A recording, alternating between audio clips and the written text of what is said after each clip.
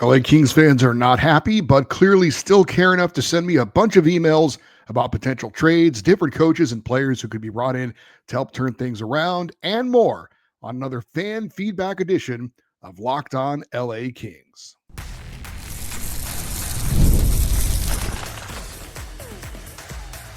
You are Locked On Kings, your daily podcast on the Los Angeles Kings, part of the Locked On Podcast Network, your team every day.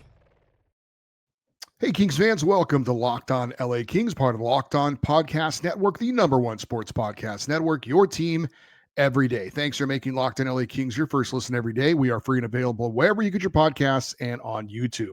Today's episode is brought to you by Gametime. Download the Gametime app, create an account, and use the code LOCKEDONNHL for $20 off your first purchase. I'm Eddie Garcia, your host of Locked On LA Kings. I've worked in sports media for the past 30 years. Also one of the co-hosts of Locked On NHL Game Night, a nightly podcast and YouTube show that wraps up the night in the NHL, and a passionate LA Kings fan for over 30 years. Hope you guys all had a great Christmas. I did after a couple of days off.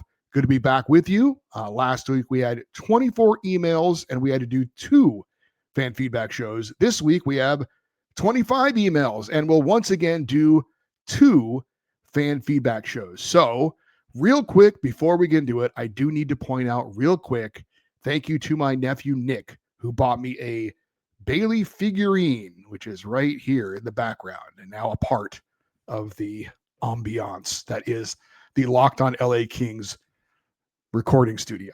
So Nick, thank you for that. All right, let's get right to the feedback. And our first email comes from Jonathan in Germany. And he says, "Hi, Eddie. First thing I want to mention that I really appreciate your work and that I absolutely love listening to the podcast." Thank you, Jonathan. I've been thinking a lot about the Kings' offense and their ongoing struggles to score goals, not only on the power play, but also even strength. It's been frustrating to see the Kings not be able to score at least a decent amount of goals at a consistent level. And just as we thought we might have found a way against the Chicago and Utah with wins, guess what? They end up scoring only 8 goals over the next 5 games and only 1 win.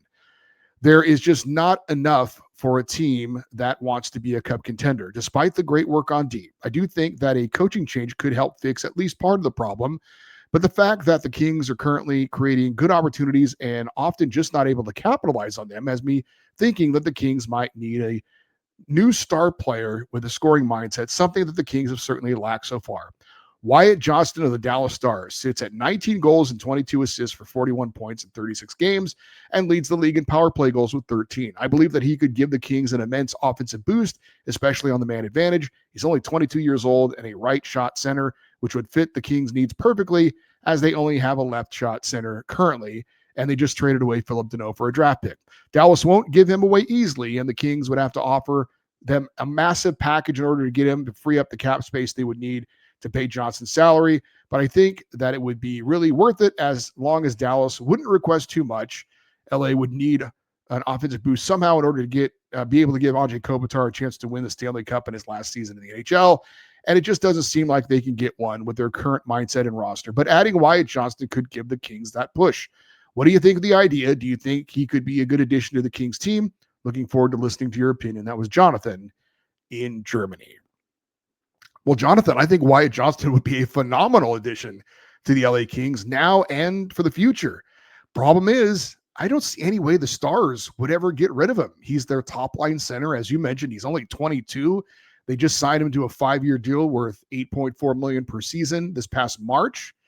Plus, Dallas is in it to win it now. I don't see them making any major deals that would take an important player off their current roster when they are playing potentially for a Stanley Cup title. I mean, if they can make it out of the Central, if they beat Minnesota and Colorado, which is what it looks like it would have to be right now, those would be 2 amazing wins, and their road would be no tougher than any of those series. So they would be battle tested. And then again, they could also lose in the first round. But I would say if you're looking at a younger type player for now in the future, maybe a guy like a Tage Thompson would be a little bit of a more realistic fit. He's not as young as Wyatt Johnston, but and he's on a team that they've won 7 in a row, but I still don't think the Sabres are going anywhere this year. They could be looking to make some changes. They've got a new GM there. So maybe a guy like that would be a little bit more realistic. I just don't see this Dallas Stars moving off of Wyatt Johnston at all. Luke in Temecula has another Dallas Star in mind. He says, "Hey, Eddie, been a minute since I emailed, but I have been very frustrated with the offense. I think our defense has been great all around, but we just can't get the puck past the goalies. Kemper and Forsberg has been phenomenal in my opinion. We need to grab a goal scorer, and my eyes shoot towards Jason Robertson, soon to be restricted free agent. I would prefer to try and sign him, but we likely have to trade for him.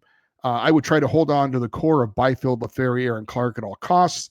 I would try to get Greentree up and running ASAP. If the offense gets in line, we are set for something big. My main question to you would be, what would your hypothetical Robertson trade or signing look like? Or would you even want him on the team? Thanks for all the great work as always. Go Kings go. Luke in Temecula." Well, kind of repeating what I said, I don't see the Dallas Stars wanting to make any changes off of their current roster because, again, they feel that they are, and I think they are, legitimate Stanley Cup contenders this season. However, Jason Robertson is a bit more realistic than Wyatt Johnston, who's, again, younger and locked up long-term already. For Robertson, as you mentioned, he is a restricted free agent after this season. And then after that, he's an unrestricted free agent the following year. He has no trade protection, so they can move him whenever. But again, I think the Stars want to keep him. He's a very valuable part of their team. I think he wants to stay there. So I think they find a way to get it done. But yeah, I mean, just like Wyatt Johnston, Jason Robertson would be a tremendous addition to the Kings. But you also mentioned you wanted to hold on to Byfield and Laferriere and Clark at all costs. I think any major trade the Kings make this season would likely include Brandt Clark. I think Brandt Clark, it would be the sacrificial lamb, if you want to call it that. I think he would be a part of any major move that the Kings would have to trade. So I would prepare yourselves for that if indeed the Kings are able to do something. Zach in Azusa says, "I've been listening to the show for the last 2 years, and I very much appreciate your coverage." Thank you, Zach. With my hectic schedule, your show helps me to keep up with the team when I don't have the availability to watch games, so I wanted to share my thanks to you for the show. Thank you. Regarding the Danault trade, I can't say I blame him if he was the one that requested it. Even though he was getting the ice time, the production wasn't there. He probably felt like he needed a fresh start back in his home with his hometown team. There are many factors to why a player would request a trade, so there may be other factors that may have been in play. Overall, I'm going to miss Danault's presence on the team. The boys loved having him. He was a good energy guy with the team, and I always appreciated having him be the shutdown center against McDavid. With him gone and Kopitar retiring, I'm definitely worried about our center depth going forward. I'm hoping we can secure a top 6 center soon, but we'll see, given that we're not a destination a lot of top players want to go to. Also, I don't know if Holland has the will or the ability to pull off a trade that brings that kind of player here without it leading to another bad contract. Are there any centers out there that you would like to see come to LA to fill the gaps? Thank you for responding to our emails and hearing us vent about the end of the world for Kings hockey. Go Kings go. And that was Zach in Azusa. Some other people are going to comment on the Phillip Danault trade in this show and our next show, but I like Phillip Danault a lot. Personally, I'm very disappointed if in fact he asked out, which I believe he did, because I don't think Ken Holland wanted to trade him, because I think he knows that now puts even more of an emphasis on him to have to bring somebody in, because they have become less of a team for playoff hockey. That Phillip Danault, I think, was a valuable member for playoff hockey, regardless of his offensive shortcomings this year, which were certainly there. Phillip Danault, I mean, he had an A on his sweater, right? He was looked at as one of the leaders on the team, and I personally feel like he quit on his teammates. Now, if he wanted to ask out after this season, fine. But I think he should have stayed with the team, gutted it out this year, and then after this year, he could have demanded a trade out. I think for doing it for this season, I feel like he quit on his teammates, frankly. He was still getting the ice time. He was still having that same, a spot in the lineup. He's still getting paid $5.5 million a year. I was very disappointed with that. Dario in Arizona checks in. He says, "Hello, Eddie. Hope you're doing well. I believe that the one thing that the Kings did with Phillip Danault was that they listened to him and saw that he wasn't happy and wanted to leave. Not like Gavi, all signs pointed that he didn't want to come back.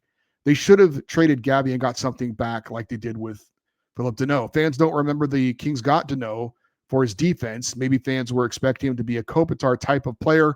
Holland said that with the Danault trade, they've gotten cap space. They would have had more had he not overpaid for the players he signed this past summer. This is not helping the free agent issue at all either. I feel bad for Kopi. Maybe that's why the team is struggling. Maybe they're trying so hard to send Kopi off on a winning way. Happy holidays to you and your family and friends and all the Kings fans out there. Go Kings go. That was Dario in Arizona. Actually, all signs pointed to Gavrikov returning. I think we were all very surprised when he decided not to come back because it seemed like he did want to return, or at least he was not saying anything at all about him wanting to leave.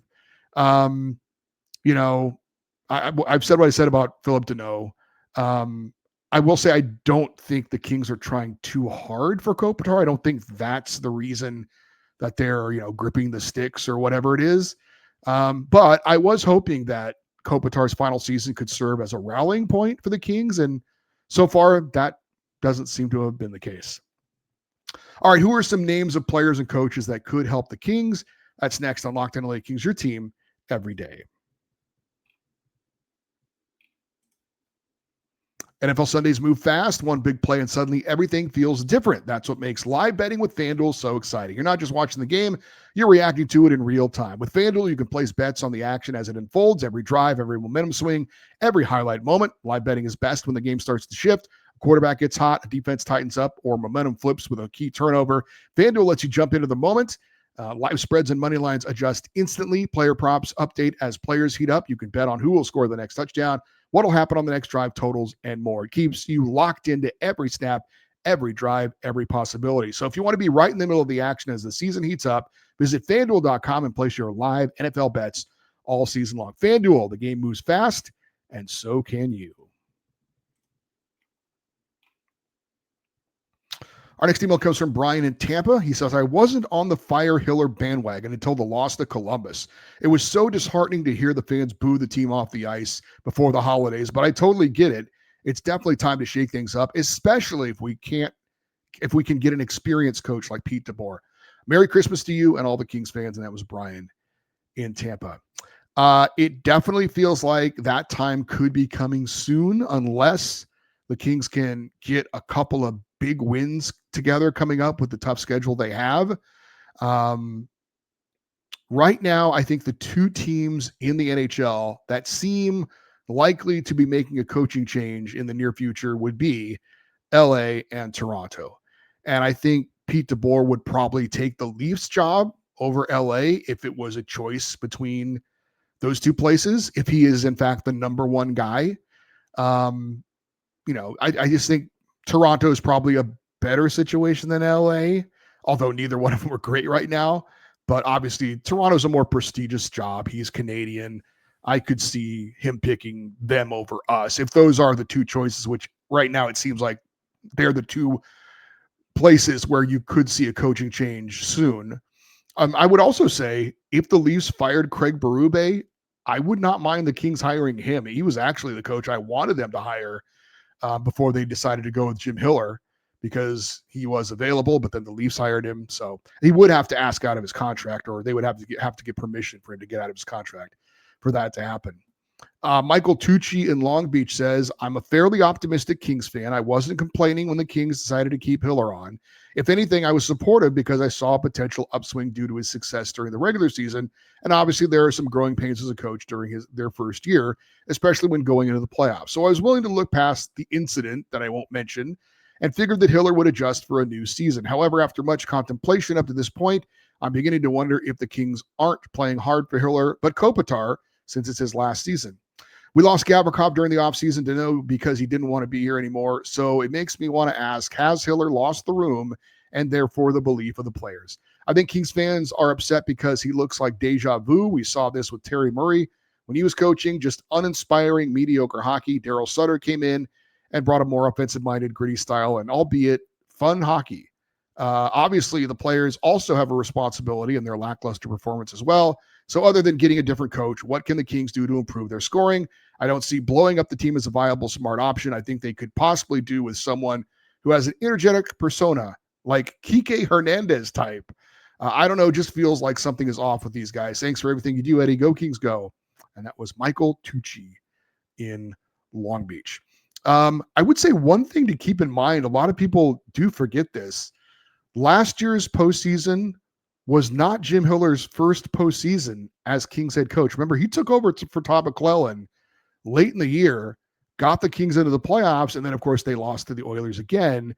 Then he was named head coach after that season, and last year was his first full season as a head coach. So it may have seemed like the things he did in the playoffs last year were just, oh, that coach is, not, living up to the pressure of playoff hockey. Well, he experienced playoff hockey the year before, and he didn't make any of those big mistakes the year before. So some people do forget that. The Kings are not blowing anything up this season unless the absolute bottom falls out of things, like an epic disaster. Otherwise, they're going to try and gut it out and go for it this year. I think they're going to make some sort of a move to try and add a player who can help offensively and on the power play. The earlier question, I think, was also asked about some potential names that could come in at center for the Kings. Ryan O'Reilly would be a great addition. He's with the Nashville Predators, although he is saying he wants to stay in Nashville. Nazem Kadri in Calgary would be a nice addition. He's a fiery guy that could try and inject some life into this team. Nick Schmaltz is another guy with the Mammoth. He's going to be a UFA after this season. They don't know if they can re-sign him. And maybe a guy like Alex Tuck of the Sabres. We've talked about him before at the trade deadline last year, and they're trying to figure out whether they're going to re-sign him, whether they want to re-sign him with Buffalo. Joe Powell in Tampa, Florida says, Eddie, you deserve to be fully complimented for your latest addition coming from your heart and soul. You were 100% correct with criticism about this debacle of a loss at home. As I have noted before, the team as a whole has no spirit, no bravado, no pride when they just can't figure out how to score. The Kings just don't intimidate by their style of play. Opponents go into games thinking they're facing a low output offense, so opponents are ready and geared up to take advantage of the Kings' weakness on offense.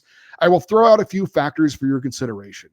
There was an illusion that the Kings, after 4 first-round playoffs, could or would excel at finally being ready to win round 1 if it were to happen this spring. That was the mistake of the Kings management, to assume that a few musical chairs changes would propel them to a higher playoff performance. Holland didn't have the time and means to reconstruct the team to make it more competitive and successful. In comparison to last year, he was dealt a bad hand from the get-go. The nucleus of Kopitar and Drew wasn't going to be effective. The Kings reached their peak last regular season. That was as good as it could get. Losing in round 1 just deflated everything, and then the GM Blake says goodbye. Of course, Edmonton was the powerhouse team, and they were very unbeatable in the final analysis. The Kings aren't just strong enough to beat that powerhouse. Kopitar is just unable to fill his role as the first center anymore. He is mandatory in this league, or it is mandatory in this league, that the first center is productive, both regular 5-on-5 and power play. To try to salvage matters, Kopitar needs to be dropped to the second line. It could even be argued rationally that if all he has left in the tank is 12 to 15 minutes a game, that he should go to the third line.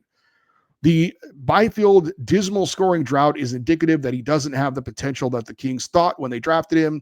The standard theory is that high draft picks get progressively better as they get the experience and more important ice time. However, that necessarily isn't the case with him. Hiller has to go. It's his job as the head coach to motivate and inspire the players to put forth greater effort on the ice with a team like the Kings are underperforming, or win a team like the Kings are underperforming. Hiller has demonstrated he has run out of ideas to get his players to become more productive, especially on offense. The Kings could be the doormats if things aren't changed ASAP. And that was Joe in Tampa. I will say this. I do think the Kings, even now, are still a hard team to play against. I don't think teams are ever excited to have to play against the Kings and that defensive style. However, even if the team is hard to play against, when you only have to get 2 goals a game to have a chance to win, that's obviously something the Kings can't have success with. I think the Kings were pretty close last season in the playoffs. I don't think winning the first 2 games against the Oilers and having a lead in games 3 and 4 late was a fluke. That said, the Kings clearly couldn't finish. The head coach didn't have the answers, as you said. And yes, they don't have the star power of Edmonton. But I do understand why management felt the team was somewhat close. I don't think that was just a complete illusion and a pipe dream. Ultimately, they decided to take another run at it, and so far, it hasn't worked out. There is no doubt the center position as a whole has to be the biggest concern on this team right now. This is from Fred Glazer in Orange. He says, first time writer, I've been listening to you since last season. Before I go further, you are very, very good every day. Well, thank you, Fred.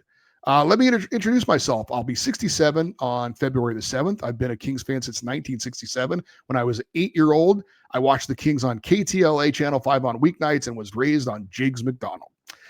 Hiller is in over his head, and worse than his incompetence, a team and the players take their cues from the coach. He doesn't inspire. He doesn't lead. He has no charisma. Gone are the days of Tom Webster angrily tossing a stick or Sutter leading and getting the most out of his players. Or give me Barry Melrose and his charismatic behind the bench work. We are not a compelling team. Who would have predicted Q would have a shooting percentage down around 5%, about a third of where he's been in the past 2 seasons? After we acquired Andrei Kuzmenko, our team turns around and we were the hottest team in the NHL going 17-5. I wonder what Kuzi did to be put in Jim Hiller's Chateau Bow Wow. Why can't he play solidly for 2 consecutive seasons? My thoughts for months have been release Hiller, bring in DeBoer or Laviolette, experienced winners, Boudreau or Bonus, get them out of retirement. They've forgotten more hockey and coaching than Hiller will gain in his lifetime. Or Torts. Yes, it seems desperate, but I think he'd make hockey players out of QB and Brandt. You can imagine the fireworks in the post-game presser between Torts and Dennis Bernstein. Go Kings go. And that was Fred Glazer in Orange. Fred, thank you for writing in for the first time. I hope you'll do it again. I will say I do not disagree that Jim Hiller does not seem to inspire. He does not have much personality. But I don't agree that he is a terrible coach.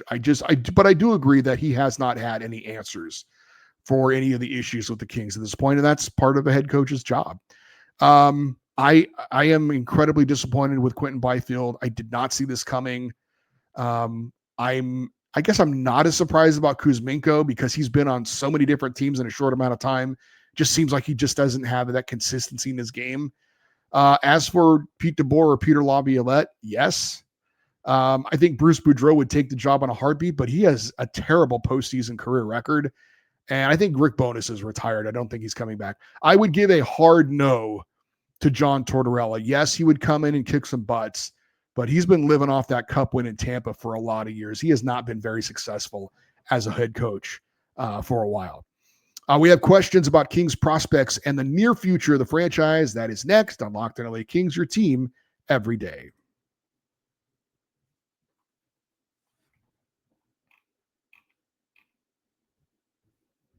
Hey, thank you for making Locked On LA Kings your first listen of the day, and thank you for making Locked On the #1 sports podcast network. You already live your team every day. Now take it to the next level and go ad-free.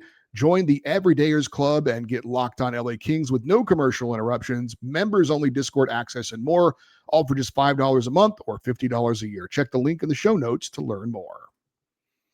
Another email from Orange. This is Gary in Orange. He says, given the Kings' season-long struggles to score goals, if you were GM, would you consider bringing Liam Greentree up or using him as a trade chip to upgrade the roster?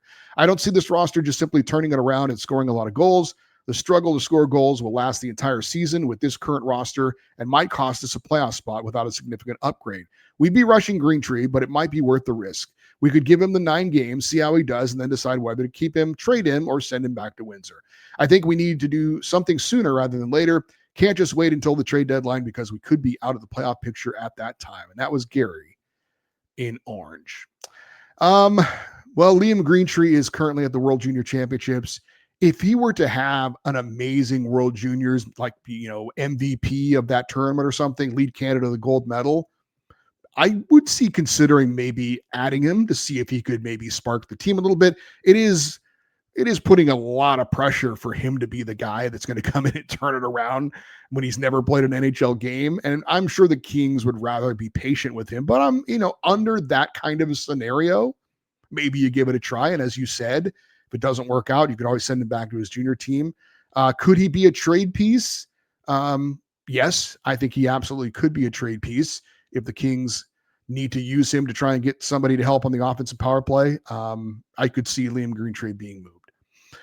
Paul Nix in Surprise, Arizona checks in. He says, I never thought I would see the day. In my 25 years as a Kings fan, this season has been angry, sad, mad on a level that is unacceptable. Any true fan has experienced a good dose of seasons that were not good. This is at a level that has made me change the channel before the game ends frequently. I'll be calling my cable TV provider in the morning to ask if a prorated refund is possible on the season hockey package I purchased. Anything short of Kings ownership letting the management coaches know multiple position changes are going to happen over this holiday, starting with the worst Kings coach in history, fired tonight. I am so mad, Eddie. Eddie, love your show. Hope I calm down by the time you're doing the end of the week email show. You always seem to have the real deal assessment of the whole picture. Wow. Doughty and Kopitar should be allowed to leave, retire whenever they want. They have earned it. 2 Stanley Cups. And that was Paul Nix in Surprise, Arizona. Paul, I hope you've calmed down. I hope you're feeling better. I hope the holiday spirit helped you to feel better. Jim Hiller is not the worst coach in Kings history. It may surprise you, but Jim Hiller has the highest points percentage of any coach in Kings history. Now, granted, he hasn't been there as long as some of the others, but that's still a fact. Daryl Sutter's second. Just off the top of my head, I would say Willie Desjardins is the worst Kings coach I can think of in my time as a fan of the Kings. Look, if this is causing you that much stress that you feel like you need to stop watching, I get it. This is supposed to be entertainment. It's supposed to be fun. If it's causing you like legitimate stress, then I can understand why you would want to not be a part of that. I've tried to be pretty optimistic about things on the show, but I will admit even I am having a difficult time right now with that. But in the end, I just can't believe that this team is that bad. But until they show us they're not that bad, I get the hopeless feeling right now with this team. I really do. Zach in Victorville says, going off your recent question of why you don't understand why our first round pick, Henry Brustevich, isn't signed yet, I think it may be because he's leaving the option on the table of going to college for the following year. And if that is something he wants to do, he can't have an NHL contract, but who knows? Also, let's tear it down and start the rebuild right this time and go all in for Gavin McKenna, and he'll be our number one center for the future. Byfield will make a great number 2 if he can break out of his dry spell. Thanks. Love the pod. And that was Zach in Victorville. I have not heard anything about Henry Brustevich looking to go to college next year. Certainly that is an option that juniors players do now have with the rule changes, like Gavin McKenna, who you referenced. He left junior hockey to play a year at Penn State and actually get paid. That's another option for amateur players these days. They can go to college hockey and make a little money. Now, I don't know if Henry Brustevich is one of those guys or not. I don't know. He probably wouldn't be in demand like Gavin McKenna, but maybe. But I haven't heard that. I have not heard that he's looking for that option.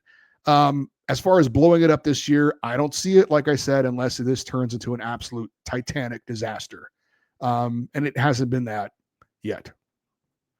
Travis in Tucson is wrapping it up. And my alma mater, Fresno State, playing in a bowl game in Tucson on Saturday, the Snoop Dogg Bowl. I'm not making that up. That's real. And there's a lot of jokes that could write itself there. But Travis says, happy holidays to you and your family. Same to you, Travis. It's been a while since I emailed. I've held back since you receive enough complaints on a weekly basis and considering my other teams, Dodgers, Broncos, Arizona Wildcats. Life has been good since October. I had mentioned previously that one of the issues the Kings have had is being in third place purgatory. They've not been good enough to get by Edmonton or Vegas. It doesn't look like that'll be the case this year as well. Even if they add a scorer, this team may make the playoffs, but they aren't going on a deep run. The Ducks have arrived and the Sharks are on the cusp. So what should the Kings do? After Clark signs an extension, they'll have about $20 million in cap space for the offseason. However, if no one wants to sign here, it doesn't matter. Plus, this team doesn't need any more third liners. It's probably best to rebuild. This team has an aging decor. Unfortunately, Byfield and Turcotte look like misses, but maybe less pressure in a rebuild allows them to blossom. Being open about a rebuild would probably mean Doughty would finish his career elsewhere and clear that cap hit. The positive is this team already has goalies and some defense in the pipeline, but needs scorers. You can no longer have success in this league with a 70-point leading scorer. Keep up the good work and reading the complaints. That was Travis in Tucson. I hate to say this, but I also don't think I'm going to be shocking anyone, but some difficult decisions and some tough times could very well be ahead for the LA Kings in the near future. Now, maybe it's as soon as next season. We'll see. I do think if the Kings say, after this season that they're going to go into some sort of full rebuild. Of course, teams never say that because they don't want their season ticket holders to say, well, I'm out until you guys, get the rebuild going and they start to win some games. But if you're telling me you're not going to try and you're just going to, I'm not going to renew my ticket. So they don't ever say that. But let's say the Kings were kind of transparent about that. I could absolutely see Drew Doughty asking out. I think he wants to play significant hockey in the final years of his career. I also agree that Kings do have goaltending and decent young defense in the pipeline for the future. I think my biggest question is, do they really want Ken Holland to be on the hands of the wheel for a rebuild? Because that's not what they brought him in for. And, I would much prefer, if they are going to go into a rebuild, that they bring in a younger, energetic GM with fresh ideas and new philosophies, change the style of play of this team, start from scratch. I don't think Ken Holland is that guy. You keep him on as a consultant or something, perhaps. Maybe he helps in the transition to a younger, even inexperienced general manager. But we shall see. A lot will depend on how this season finishes as well. Thank you to everyone who took the time to email. This show is literally not possible without your participation. And if you sent an email and it wasn't read on today's show, we will have a bonus show over the weekend with the second group of emails coming up. But our next show will be recapping and analyzing the Kings-Ducks game on Saturday. And then after that show, we will have our second fan feedback show of the week. Hey, thanks for tuning in to Locked On LA Kings. Make sure you subscribe and follow so you get all the latest episodes. Did Locked On LA Kings make your Spotify Wrapped? If it did, you can prove it on social media. To secure a free month of our brand new Everydayers Club, just tag our national Locked On Podcast Network account on any social platform, and we'll drop you a code. Be one of the first to join the Everydayer Club and get your favorite show ad-free and exclusive access to the members-only Discord channel. If you would like to email for a future feedback show, the email address is lockedoneddie@gmail.com, EDDIE. You can always leave your comments in the comment section at YouTube, which you guys do an amazing job with. If you want to stay interactive with the show, social media, X, Twitter, Instagram, TikTok, we're at Locked On LA Kings. I'm Eddie Garcia. Thank you for listening and watching this episode of Locked On LA Kings, part of the Locked On Podcast Network, your team every day. Have a great rest of your day. We'll talk to you next time. And as always, go Kings, go.